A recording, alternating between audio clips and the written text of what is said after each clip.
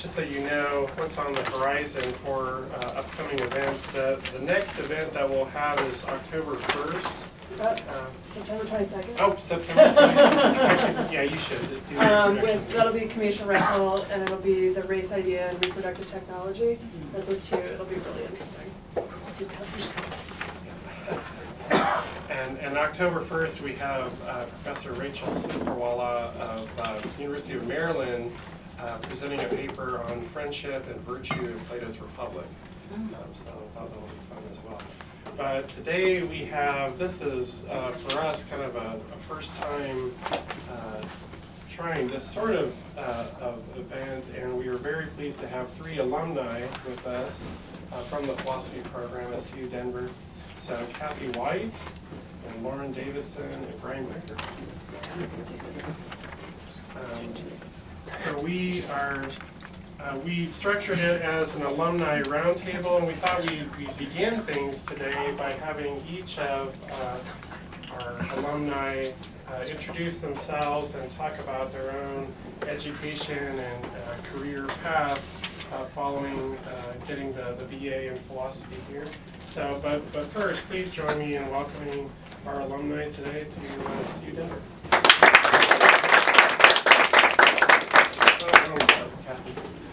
Okay, so Rob kind of asked us to talk a little bit about why we majored in philosophy, what we did after we majored in philosophy, and what we do now, if that isn't philosophy.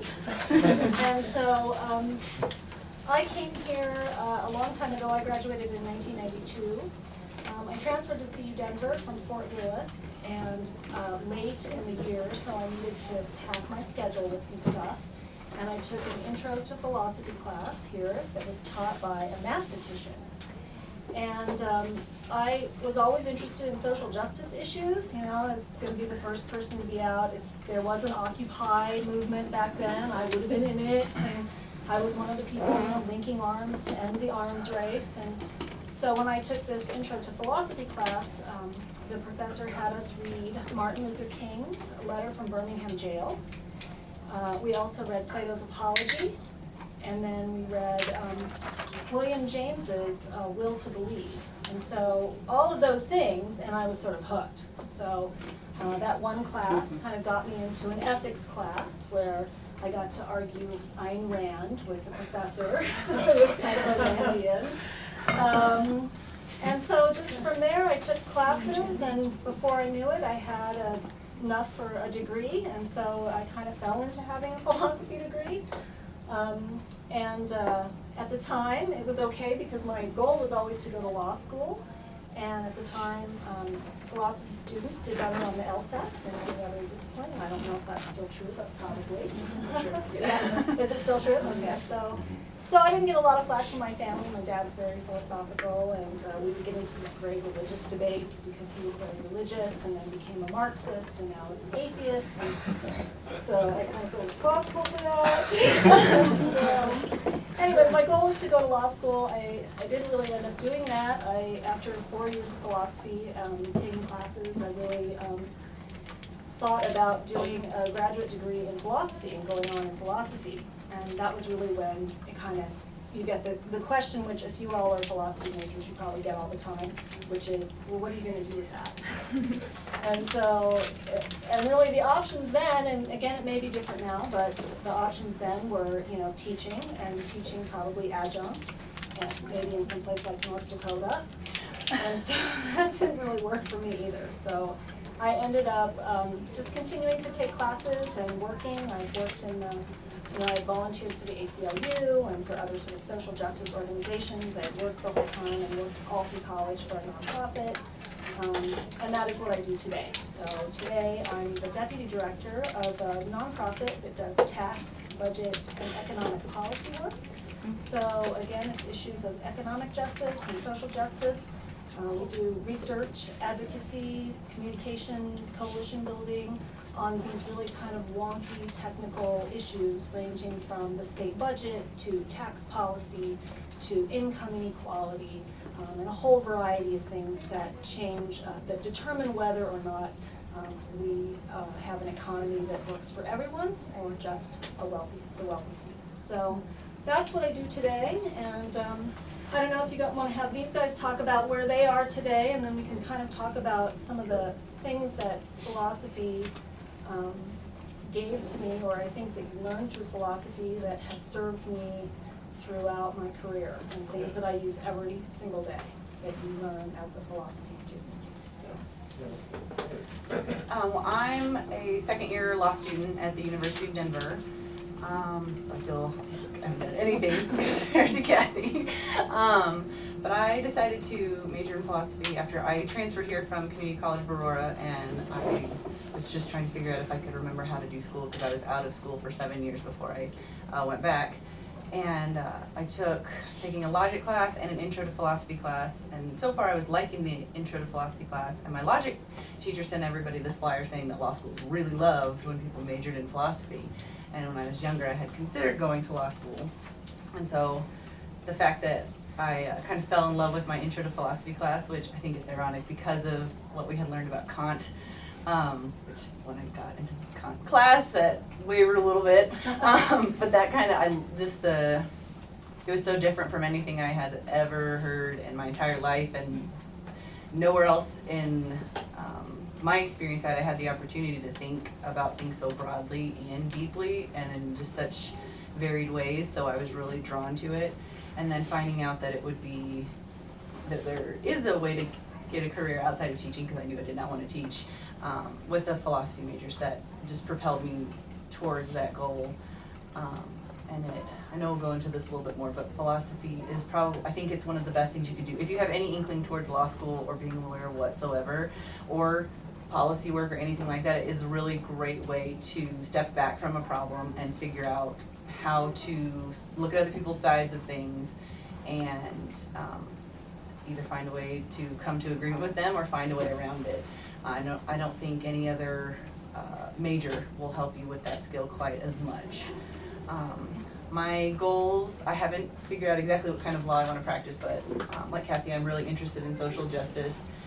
So something in the public interest sector is where I'm going to go, but I've got a couple more years to figure that out. Hi, my name is Brinkerhoff. I'm the executive director of a nonprofit here in Denver, and it's called Child Advocates. And it's part of a national association of nonprofits. It's a CASA program, which stands for Court Appointed Special Advocates from the Denver CASA office. I graduated in 2003. I started off going to school in '91, and then I dropped out after like 2 years.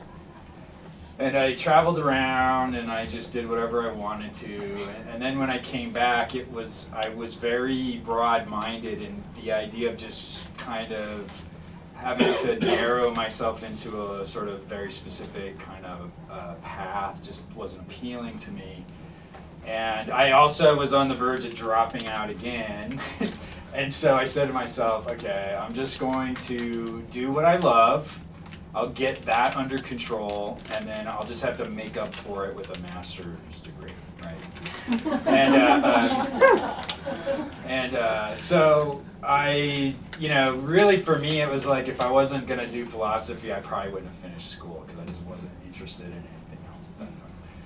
But I knew by my junior year that I was going to go on to do the MPA program, so I have an MPA too, and I finished that in 2006. And to be honest with you,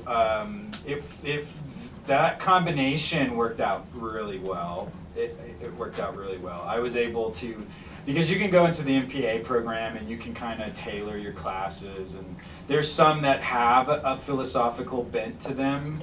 There's the core, you got to do the economics and the stuff, but there's some classes that are, especially like the policy type classes, and there's an ethics class, and so I didn't feel like I was radically departing from my undergraduate to do that in a master's program. So, and then since graduating, I've just sort of read on my own And I've just kind of been self-teaching and listening to podcasts and trying to have philosophical discussions with people who will. And I guess I'll just throw this out there and then I'll turn it back over. I had to ask this question, and this would be my advice to anybody here. And you can hear there's totally a theme of social activism. I don't know what that's about, but I guess it's the, you know. So I had to ask myself, am I a philosopher that's interested in social activism, or am I a social activist that's interested in philosophy? Like I kind of had to ask that, question.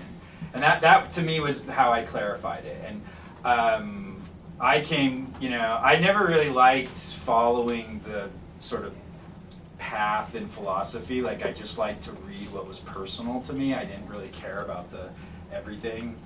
And so, well, you gotta have that core, right? And I don't care about it. I like to read what I like to read. And I like, if somebody's interesting to me, I read them. If they're not, I don't read them. Like I don't care. And so I sort of realized that no, I'm less of a philosopher than I am a social activist with a sort of philosophical outlook. So. And this is a roundtable format, so at any point people should Sure. jump in and ask questions of our speakers.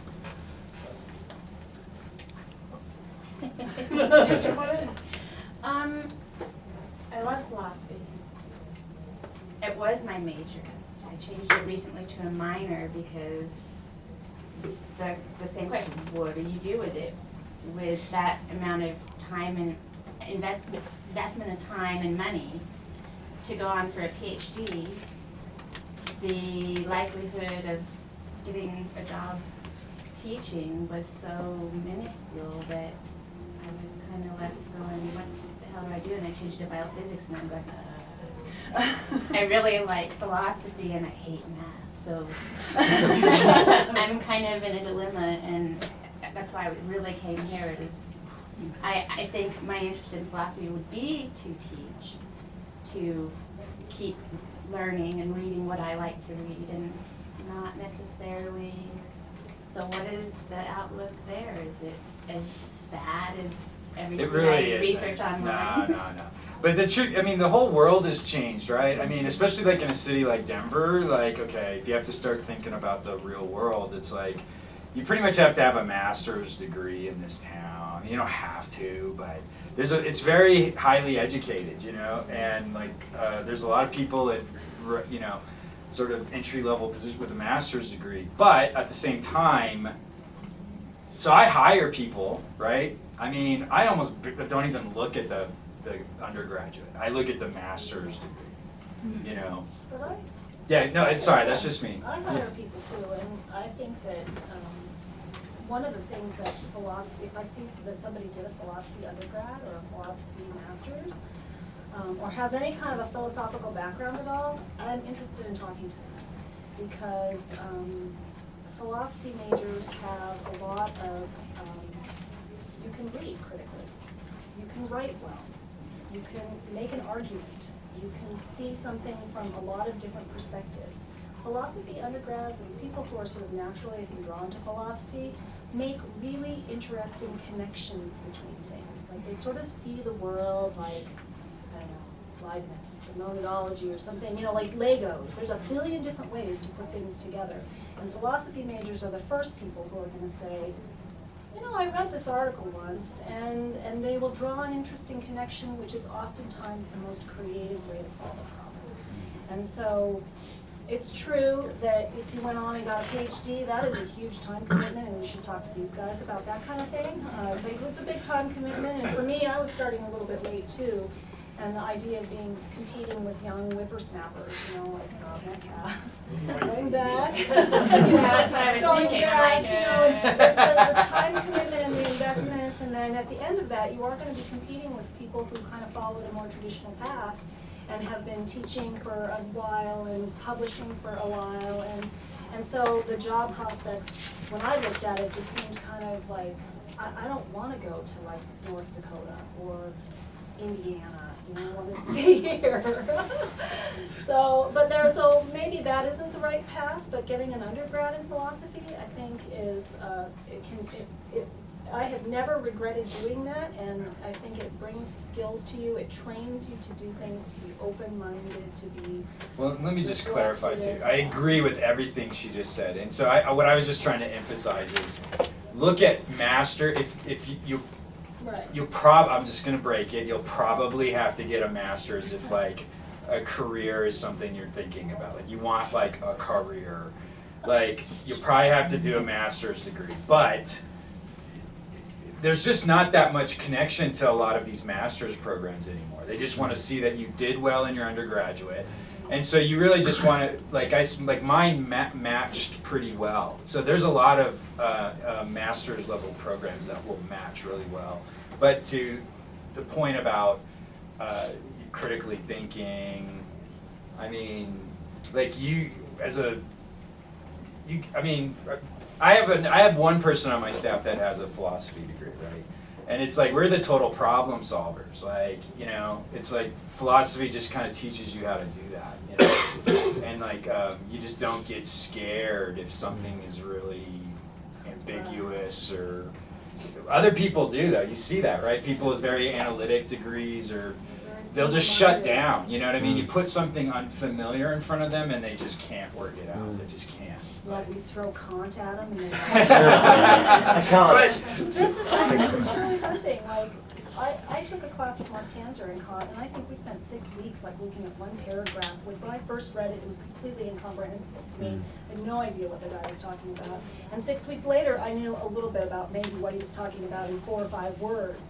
But I stuck with it, and at the end of that class, I understood what the hell he was talking about. And that is something, again, that I think philosophy majors, you can look at something really complex, and because the world is complex and messy. And philosophy majors can go right to what's salient in an argument. They can pull out what is systemic and what seems like just a mess. And that is just a skill that will serve you well, no matter what you work in. I mean, a large part of my job is politics, and you know, being able to condense something down to the most salient point for a legislator is very, very important. Being able to come up to speed on an issue that you don't really know that much about, and you have to go testify in 3 hours, you know, that's kind of, a lot of people are daunted by that, and they're scared by it, and they don't do it, but people who have training in philosophy, who are okay with ambiguity, are good at it. They just adapt, and they're flexible, and that is a skill that I think employers want, and I think it's a skill that just living beings want. If you're gonna live, those are good things to have. And I agree with everything they're saying, and I know, I'm sure they can speak to this more than me, but everybody, when I tell people, because I have to go to lots of networking things that are awful and I hate them, and they ask what I did for undergrad, and I say philosophy, and they're like, oh, and they always like this, their expression changes, like, oh, you weren't the standard political science career, major, because that's what most people that go to law school do, because they recognize, and I think a lot of people in different professions recognize that you get all of those skills from a philosophy degree. It's not well known, I think, in the general public, but people that are up there making hiring decisions, I think across the board, except for maybe straight business, we want you to sell stuff, they recognize all of the skills that come along with a philosophy degree. So like, you know, do what you really love and then go get a master's, which does not take the same amount of time as a PhD in something that can get you a career direction. What is an MPA? Master of Public Administration.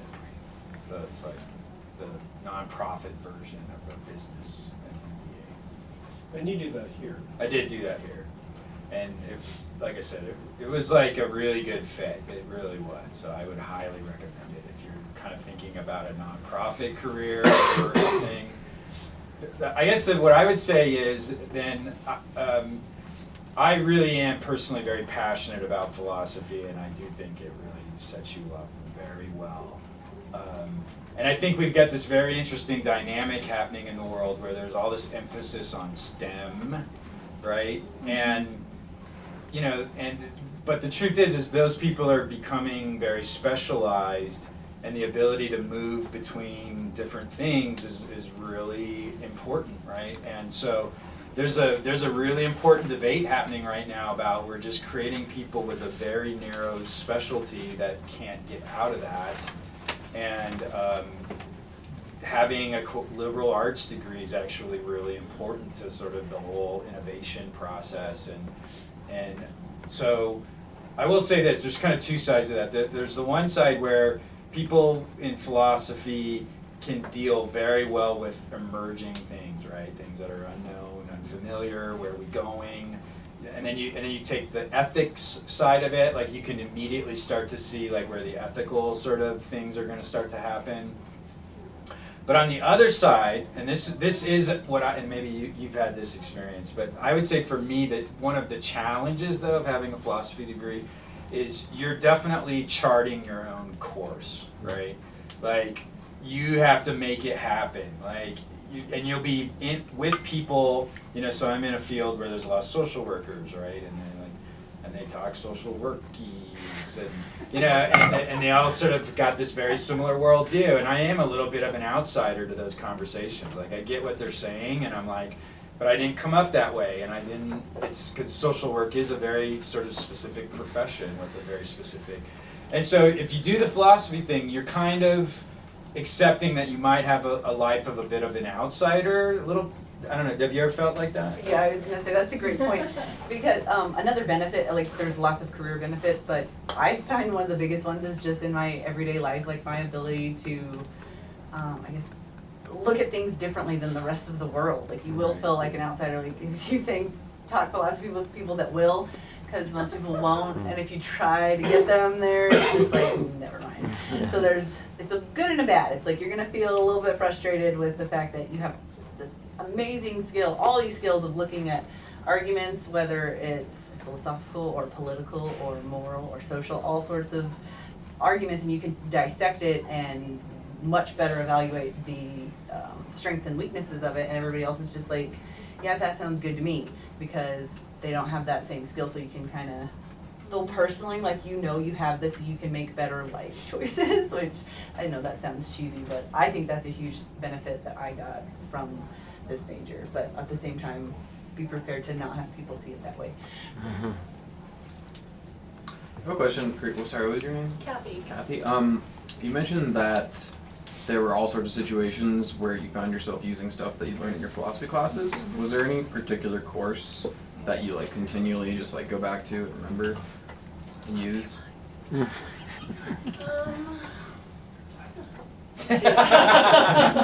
Actually, that's true.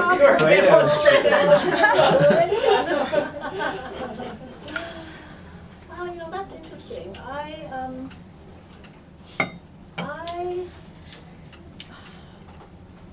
don't know that there was a particular class that I go back to all the time. I didn't go back to ideas, like very specific Yeah. ideas that. Or process. Like there's something usually from every class. Like Mhm. again, you'll see something in the news, or I'll witness something happen at my job, or I'll read something new, like groundbreaking new research, and it will remind me of, you know, Heidegger or. So just sort of like argumentation in general, sort of like doing all these exercises and learning about all these philosophers, kind of. Right, and just That's sort of it. their, I do think that systems, like I constantly come back to like looking at what kind of social structures are operating in the world. And I come back to those kinds of philosophers and those kinds of classes all the time.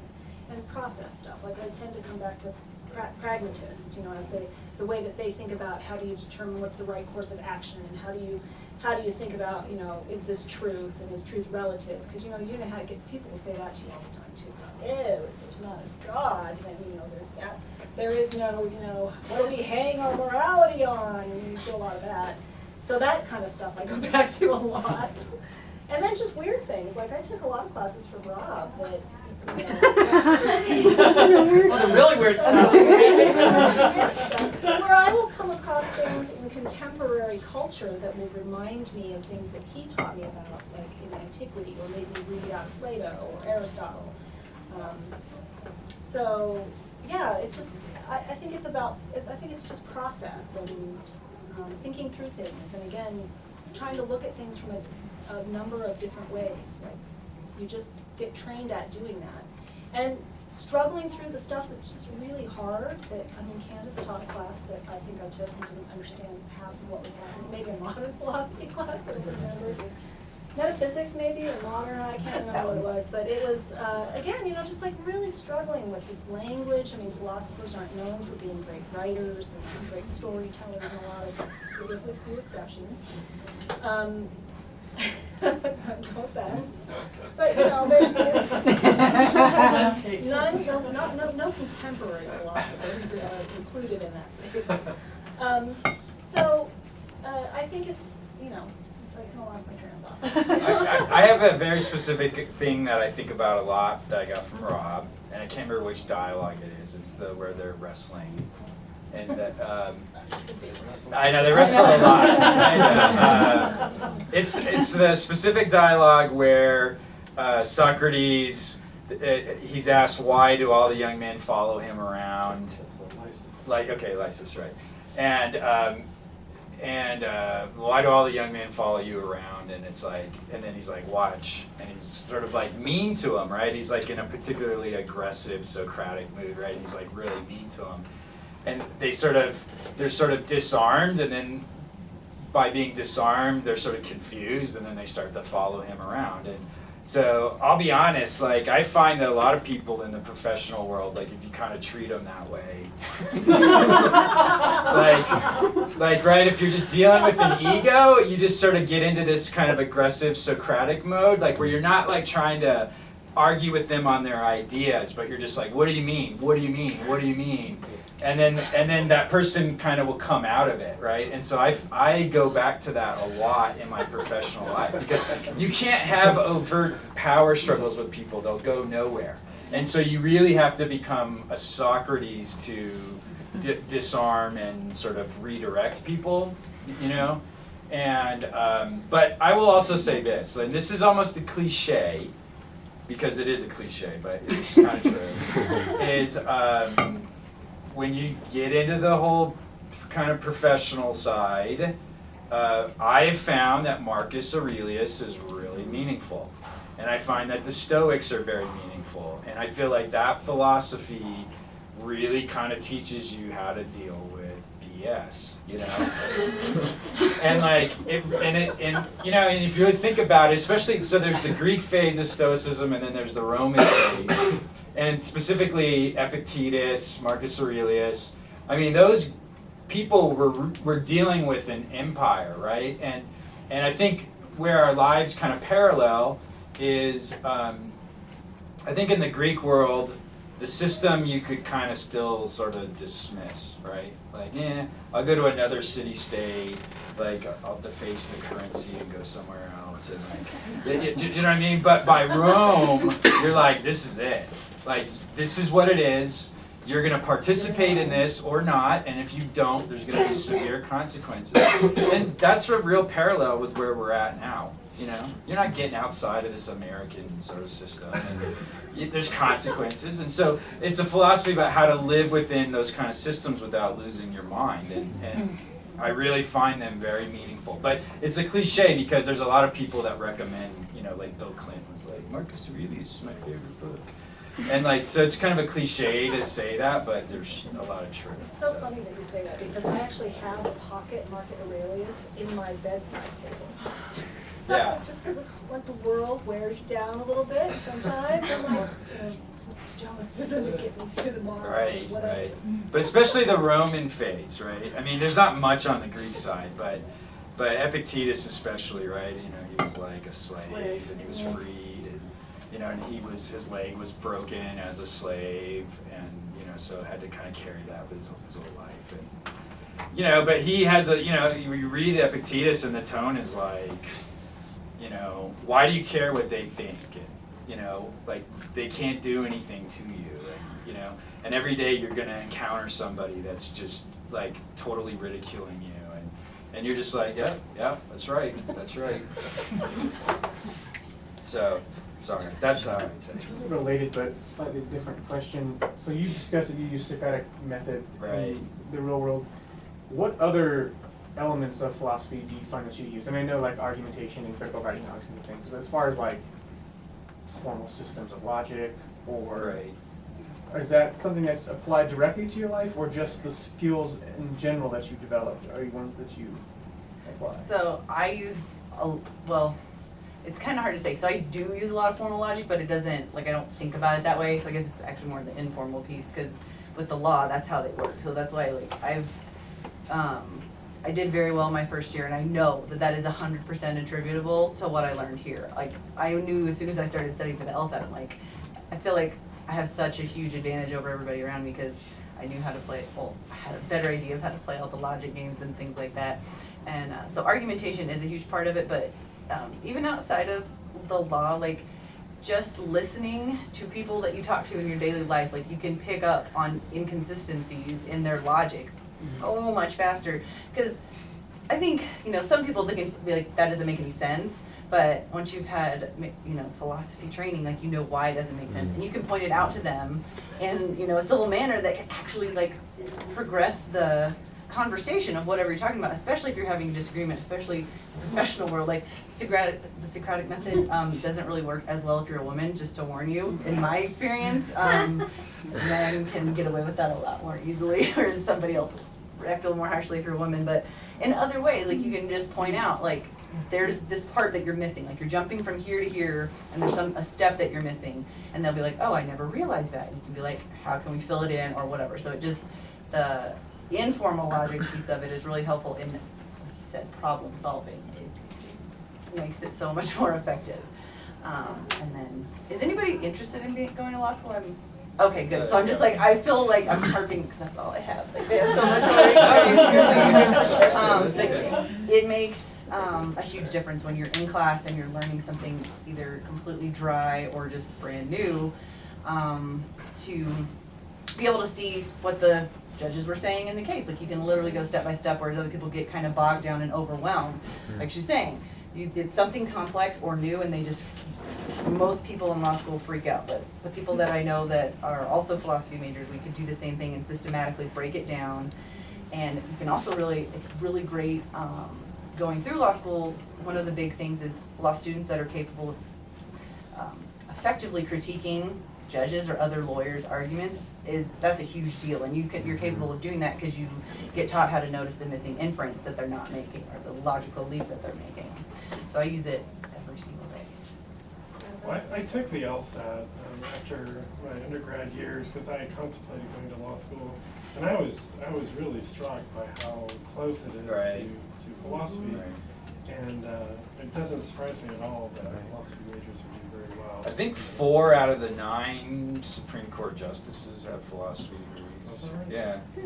That's not list 2, so. Yeah.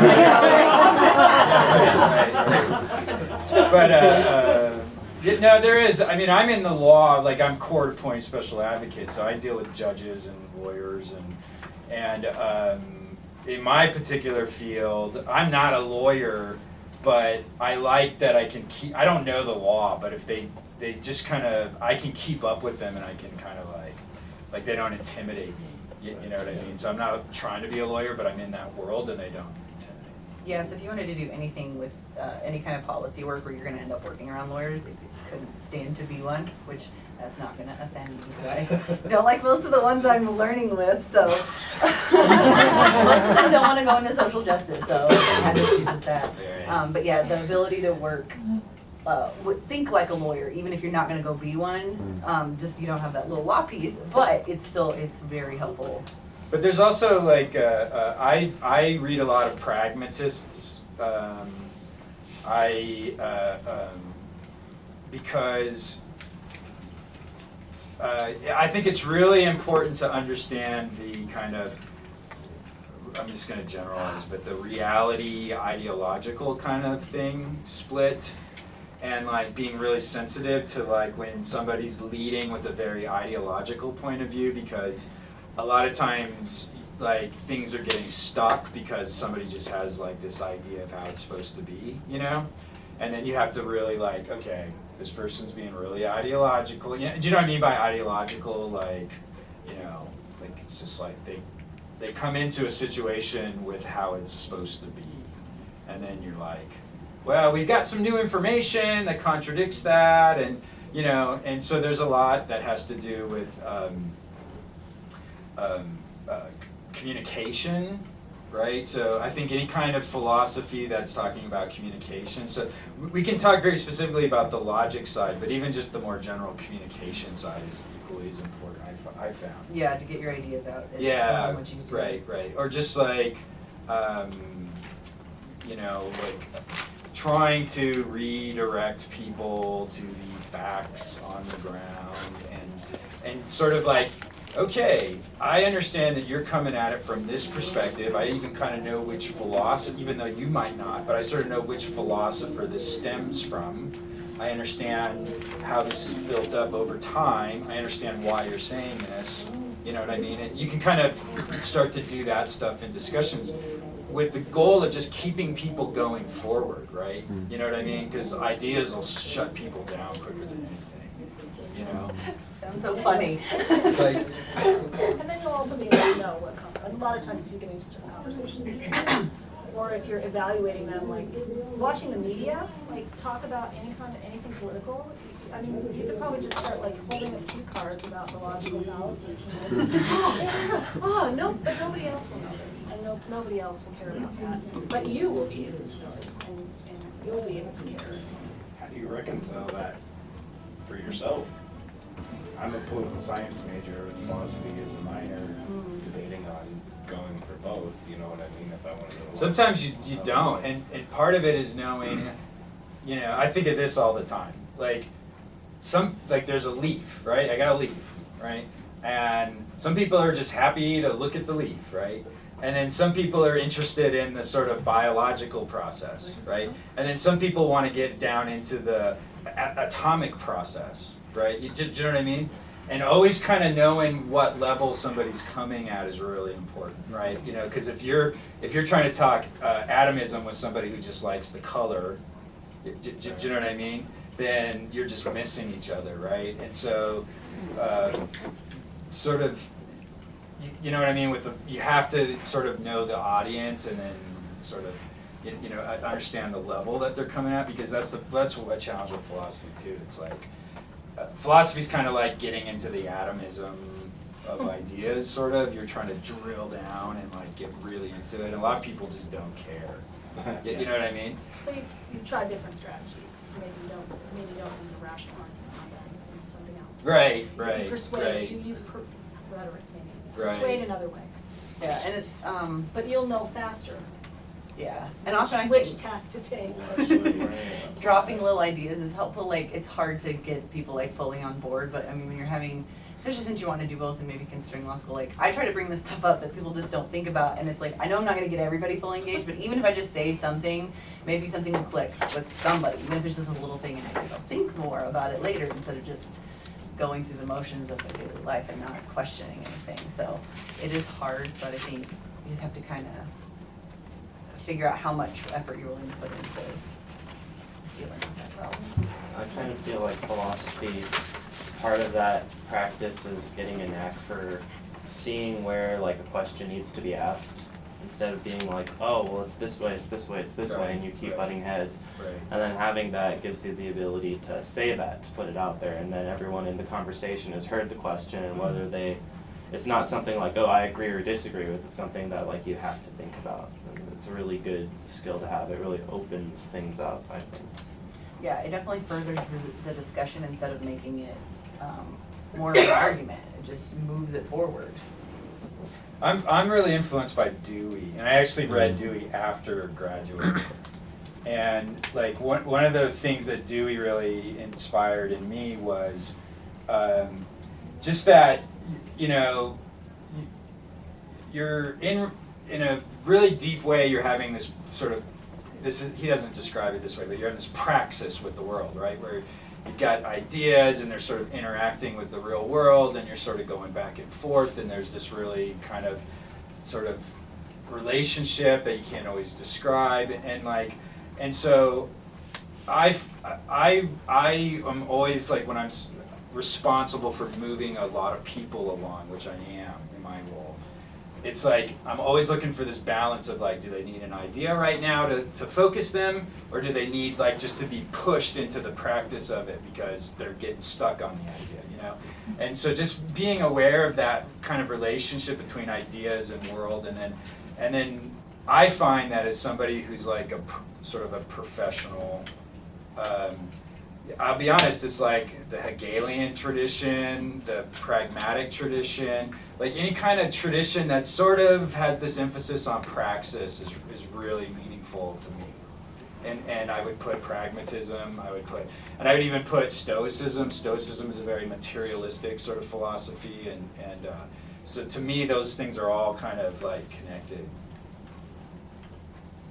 I had a question about writing though, because I mean it's not obvious that writing term papers on Aristotle and Kant translates into legal writing or the writing that you do for legislators or whatever. Right. So I'm curious as to what your experience has been with philosophical writing as your training and then professional writing. I would just say writing. Like you can write. Like you just meet a lot of people and you're like I don't even know what that says. The practice of reading a text and then writing something about it. I mean, in law school, you read case after case after case and then graduate about it. And then you do, and in my job, we read research paper after statute after, and then write a paper about it. So I think it's just the practice of doing that, of like reading and coupling it with writing, because it gets in there, and so the more you do it, the better you get at it and the faster you get at it, and that is really helpful. The actual writing though, I've had to learn to, 'cause I was sort of taught, I think as all academics are, introduction, premise, conclusion that follows logically from your premises, and that just doesn't work. That's I retrain myself not to write that way anymore, and to write more like a journalist. So to stick because nobody's going to read that. I mean, your professors are tortured for having to read that stuff.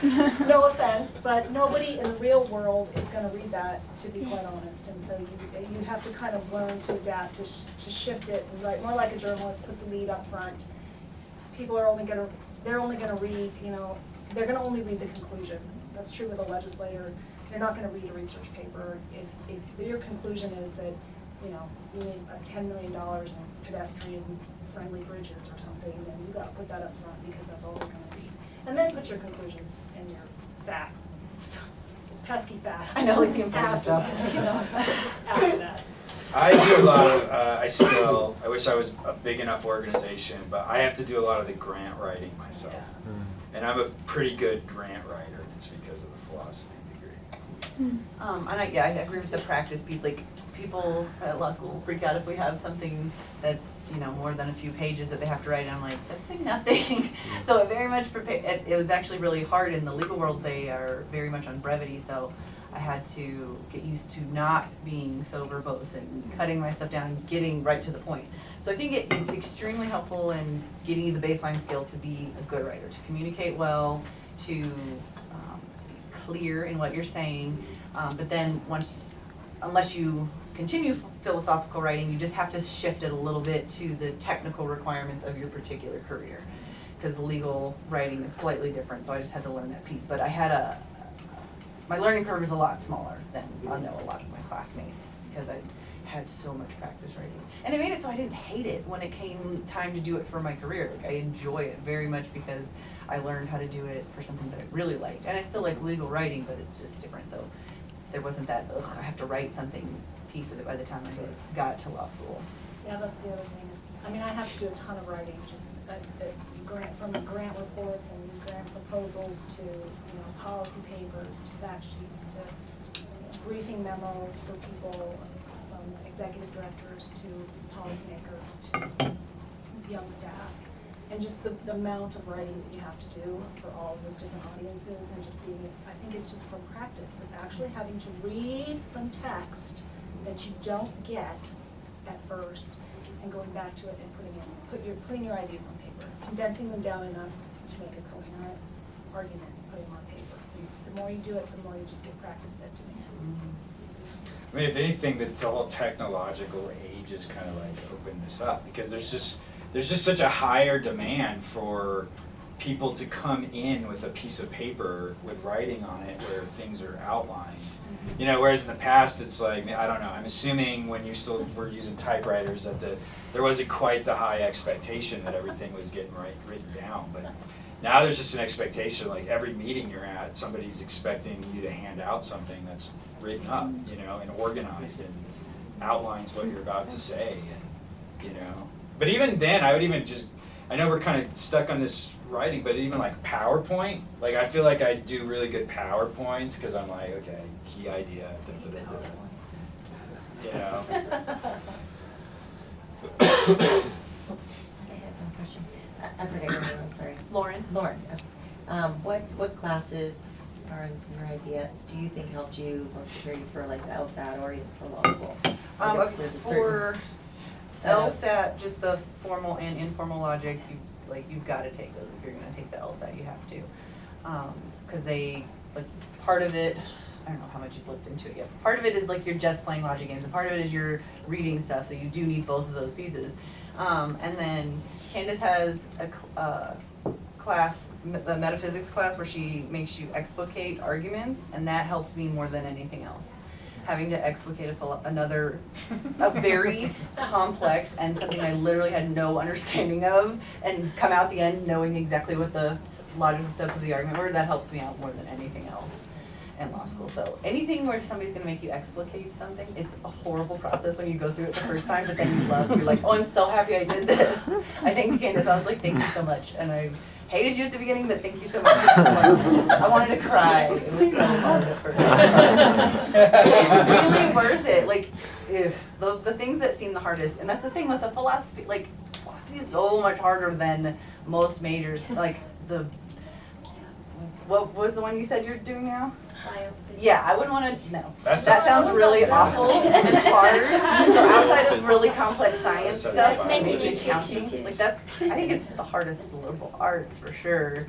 So, but it's I think you get the most reward out of it versus compared to other liberal arts degrees. And I don't know if you still do this, but if you have to do a thesis, or if you are taking upper division classes where you have to write a paper and then you have to defend it, I found that was a nerve-wracking, horrible process. I think I did an undergraduate thesis and had to present that paper, and then I had to defend it. And so just in preparation for that, and being able to prepare it and being able to write it and research it and then defend it against people who are way smarter than me and like much more experienced and like going after it, that is just a good, I think, skill. It would be good for law school. It's certainly good for working with lawyers, and because that is the way that they teach. Yeah, So. and that's what you do as a lawyer. You're having to defend your argument, research it, and figure out what you want to say about it and defend it.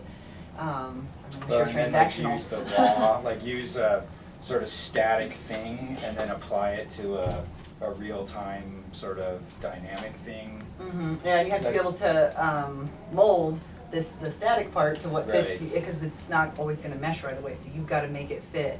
And having practiced, if you do your thesis and defend it, that will give you excellent practice. Especially because a lot of people don't like speaking in front of people, so it's better practice for that. So if you just get the practice of doing that in your upper division classes, or you have to do a thesis, and really let them like tear you down. Yeah. Well, Welcome that. Welcome to discussion.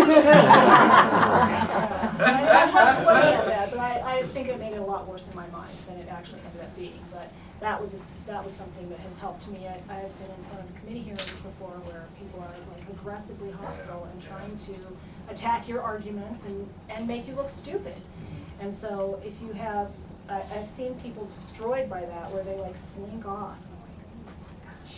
But having gone through, like having somebody nice do it to you first, maybe a little prepares you. You can reach deep for like. Well, you have like board meetings and like where people are firing questions at you, and I feel really prepared in those kind of settings. But I want to talk about something that's kind of on a totally different level, which is like, so it's like preparing you, and there's all these kind of analytic tools and stuff like that. But I really want to emphasize like the character building, and I want to emphasize. So in my work, I deal with child abuse and neglect. Right? So we have some like really bad days, right? And like you really need perspective on those days, right? Like you really need something that's gonna like give you the long view, you know? And I know other people get that in other ways, like somebody might go fishing and get the long view or whatever, but I happen to like use philosophy for that, right? And so, I think that you get into this world and it'll beat you up, and you got people that are just not that bright, and they're like totally insulting you, and there's nothing you can do about it, and you know, so you've got to have this resilience, right? And philosophy builds your character up. It gives you that ability to sort of like, okay, I've got a bit of a center here, I understand pro and con, what's happening here, but it also is kind of like a refuge at the end of the day when you're kind of a professional. Like it's like, okay, I need to get a little bit outside of this. I need to put things into context, and so I need to read somebody that's going to help me do that. And so, and I feel like I'm a better professional because I have that. Me personally have that sort of ability to read and step back and think about what's happening, you know, and contextualize it. So, you know, I mean, we can talk about like, you know what I mean, all the skills for the LSAT and stuff like that, but there's also this other part to it that's really important, and I can't say enough about that part of it. Yeah. You know, I'll kind of echo that. I'm a career counselor with the Career Center on campus, and I got my minor in philosophy, and it was one of those things that was really from my own development. It was something I was interested in, I liked it, and now I look back on it, and who I am as an individual is all based off of those arguments and those thoughts, and challenging my beliefs to become a better person, more ethical in line of what I want versus what I'm told, and to be able to evaluate what is around me and what I incorporate into my identity.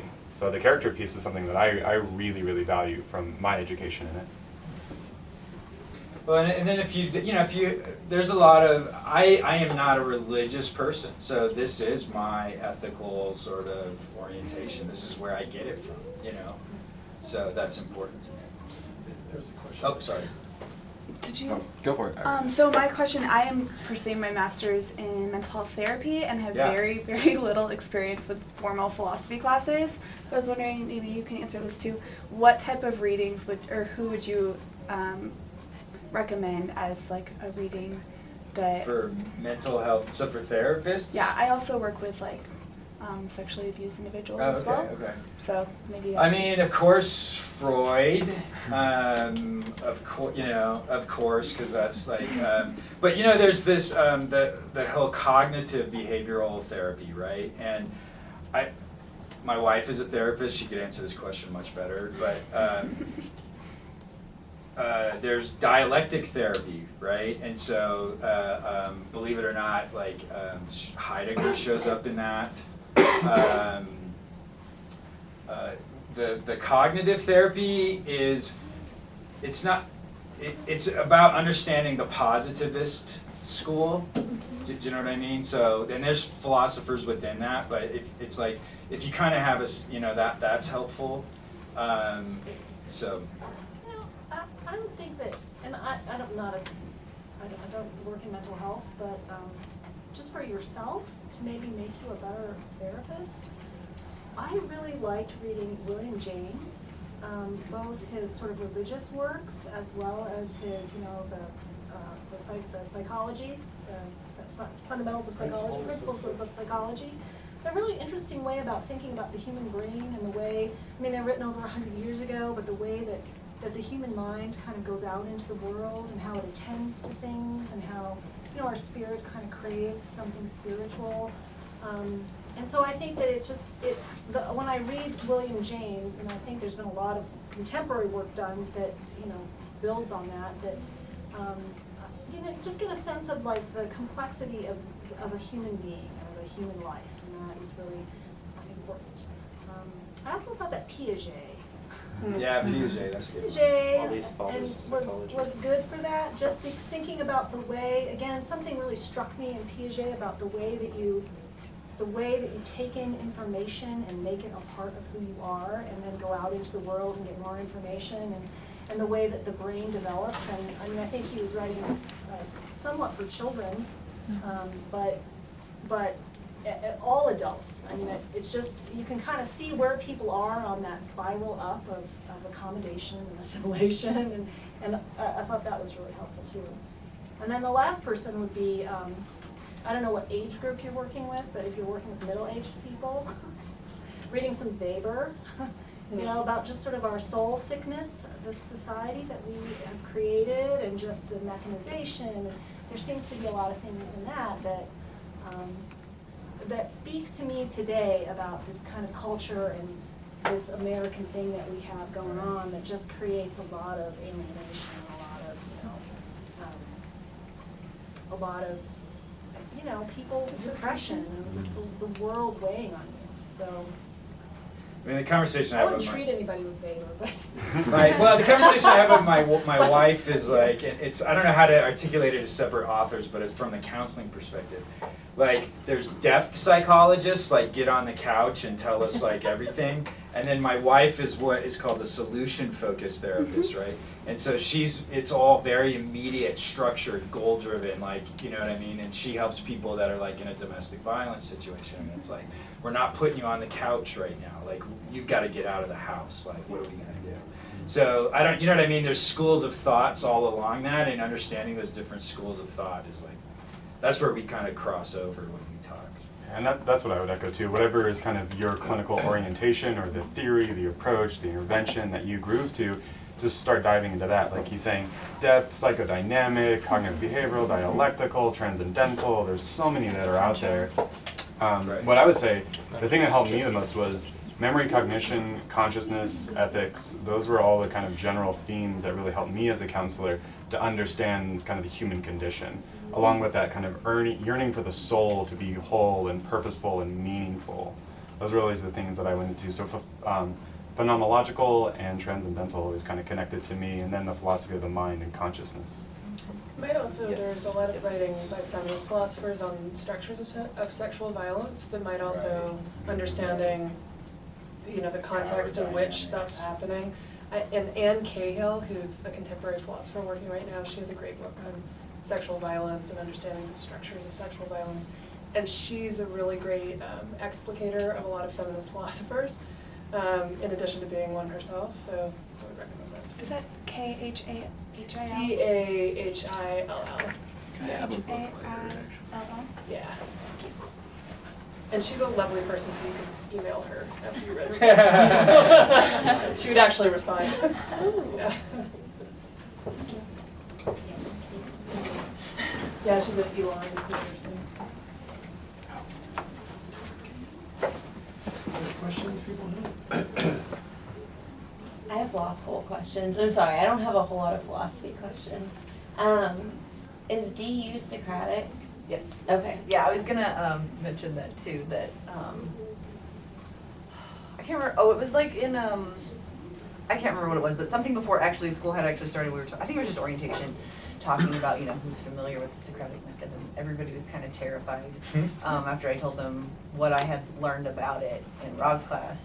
And I thought it was really helpful to have, we didn't really do it the Socratic method so much, which I was very appreciative of, because especially actually learning that stuff, it would have been like, I have nothing to say, I'm sorry, like I feel lost. Just a beginning, but once you're done and you've learned how it works and you've read the Socratic method and use and those documents, then it's really helpful to understand, and it's much less intimidating, because if you're prepared, you don't have to feel stupid, because the Socratic method, where Socrates actually did it, like, you can't be prepared for those questions. Versus in the law school setting, if you read what you're supposed to read, you can be prepared, and you just know how it's going to work, and that it's, you're never feeling like you're giving a right answer, but unless they stop talking to you, you're most likely giving a right answer.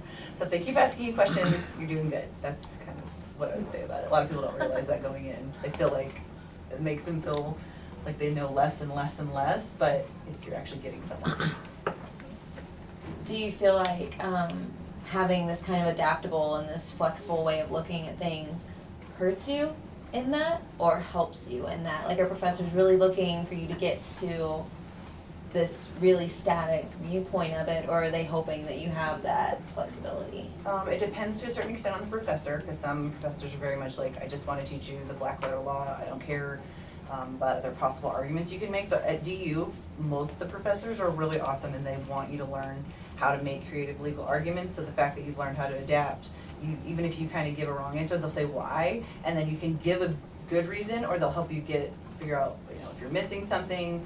But yeah, for the most part, it was very advantageous to be able to adapt, because if you did mess up, you can figure out at least a good argument for it, for why you might not gotten the correct answer.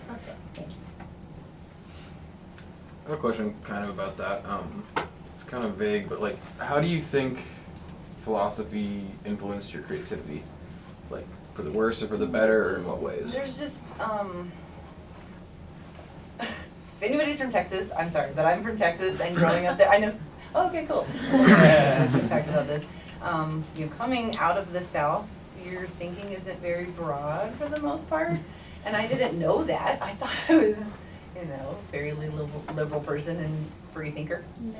And then I came here and I learned, I had lived here in Colorado for several years before I went back to school, but then once I got here and started digging into philosophy, I found out the massive variety of ways to think about things that I didn't even know existed. So it was just learning about all the different options, because you think there's just, in daily life, like, there's just certain things you do. Like, you go through the motions of some things and you don't really step outside of those very often. And once you've immersed yourself in philosophy and get trained in how to think, step back and think outside of the thing you're actually in, you, it's not like the possibilities are endless. I know that sounds like a cliche, but it's like there's just so many other ways to approach something versus just going forward. Like, you can, stepping back out of it will just allow, I don't keep saying cliche things, like expand your mind so you're, there's so many more possibilities, and that just automatically tends towards creativity. Yeah. Because I'm not like because lawyers aren't generally creative people, like what we think of as the normal creative type, because you're really logical, and philosophy is really logical, but just the fact that it forces you to think logically in unique ways is a whole other type of creative.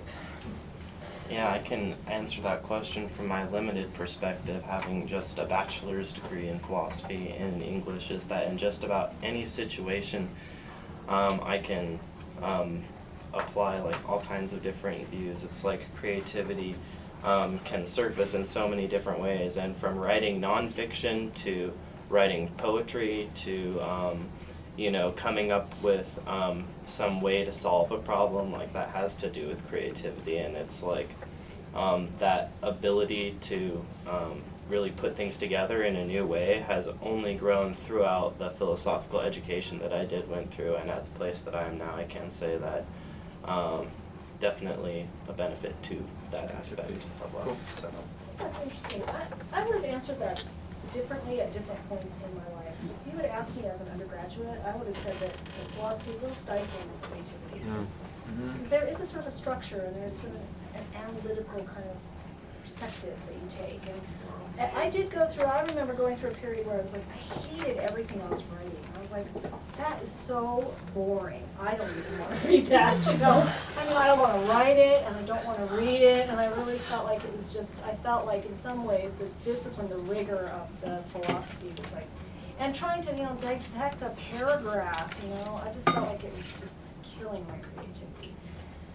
But once you're out of that, then I think now, mostly about how, because you're able to draw interesting connections between things, it's just a skill that a lot of people don't have, and it does make you a creative thinker and a creative problem solver.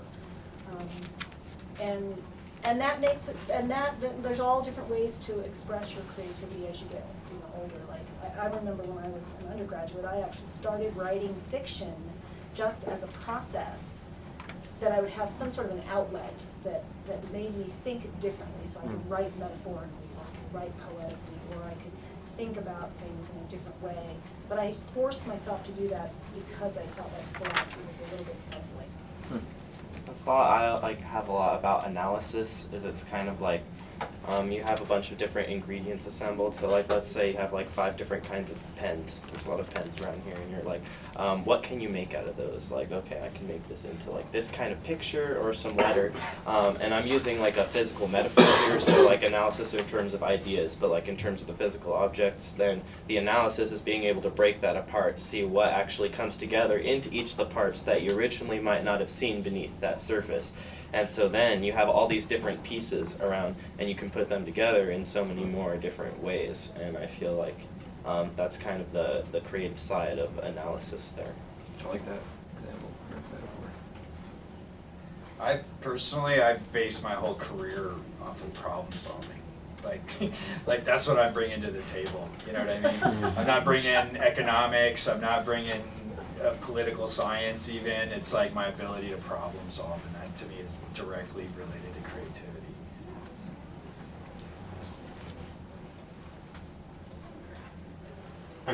What kind of helped you guys hone your direction? What helped you kind of see this path that you're going on, or how to utilize your interests and skills and personality?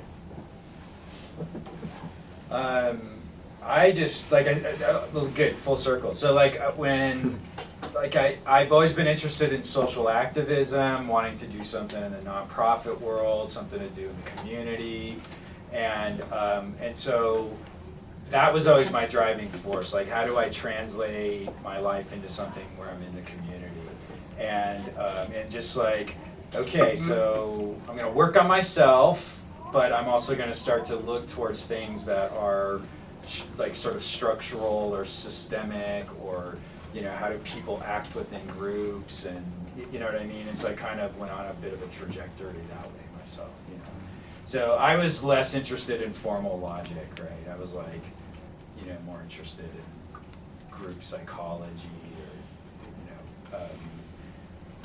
or sort of this bridge between like what is good character and how do good characters cooperatively do things together. So. It's kind of hard, like there's so many things.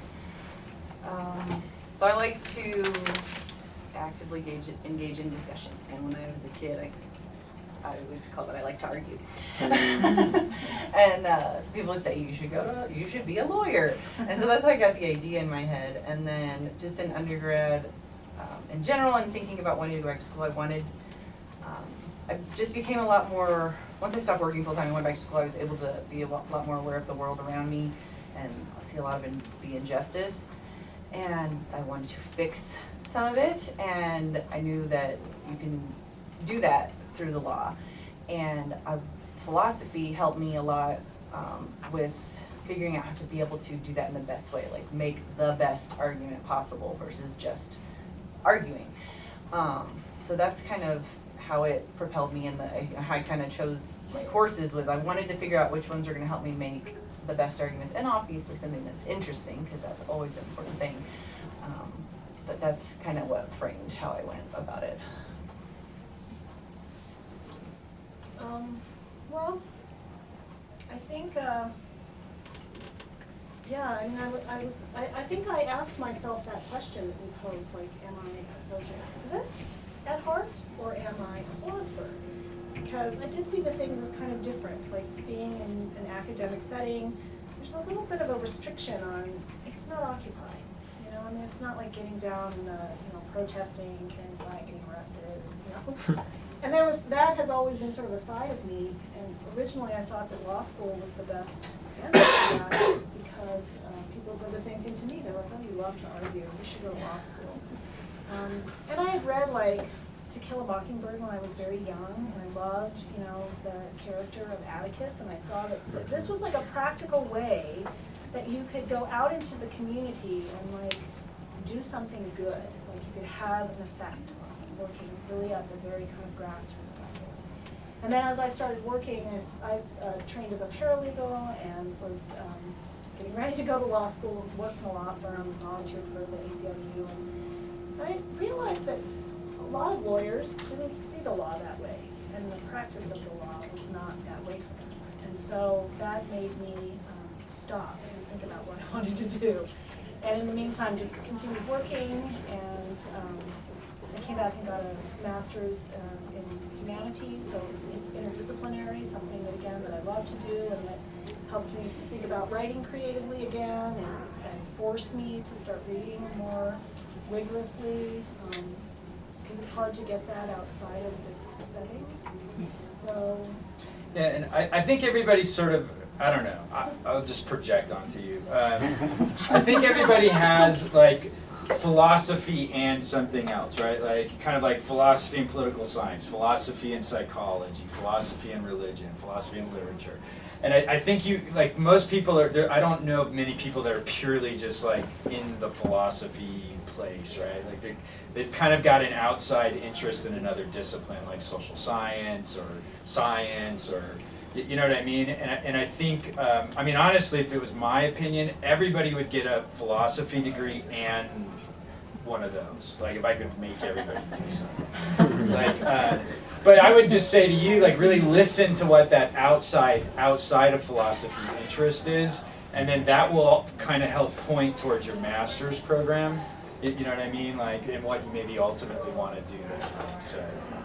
It's just really interesting, you know, you kind of talk about having to make your own way in philosophy and what you want to do, and it sounds like that's kind of what you guys all did. You had this general institution, you wanted to make a difference in some type of way, and then just kind of figured it out and made it happen through experience and readings and jobs and master's degrees, all these things. That's really neat.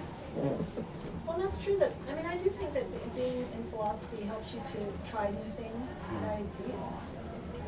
I mean, if you train to be an accountant, you're an accountant, right? You can't go out and say, you know, I want to do this. I mean, there's you kind of track a little bit. But with philosophy, because nobody does that to you, they're like, what are you going to do with that?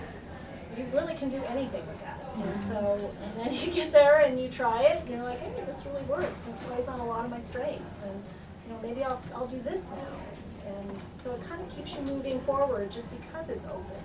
Like you go to law school and you're like, oh, I love this, but then, you know, I don't want to practice law. I'd rather do policy work, or I'd rather, If you're run for office, or something like that. Right, just, yeah, if you're just comfortable with being a little bit on the outside and having to make your way, and like just not being on a career track, like you can totally make it happen. You really can. I mean, you gotta be kind of comfortable with that outsider thing, but you can absolutely make it happen. Yeah, and a big part of that too is like we're sitting here talking about all the skills you get from it, and you guys know them, but like when I came out of it, like I knew what I had, but I couldn't really articulate it really well until I actually applied it somewhere else. But so like being aware of everything you are capable of doing when you come out with a philosophy degree is you can sell it. Like so when you go talk to people, it's like actually it's not just, you know, reading and talking about random obscure things. Like I can actually put this to work in the real world. Let me My first job was in a school, and I said, well, I think I actually like education more than you because I have a philosophy degree. and I said I took something that was purely learning, and it actually worked. It totally worked. One helpful resource for me that I got from a professor at my alma mater was the American Philosophical Association has like a little guide for recent undergraduate philosophy graduates, whether you want to go into teaching or anything other than that. They have separate documents for that, and it was kind of a lot like the applying your skill-based perspectives, but a lot of things you guys are talking about I found in there, so that could be something to look up too. Yeah. Well, we're in between class times, but please join me in thanking our speakers for today's class.